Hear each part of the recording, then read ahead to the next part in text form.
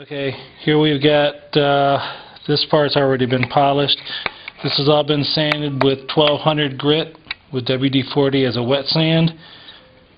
You can kind of see it's got a nice satin finish to it, but not much of a shine.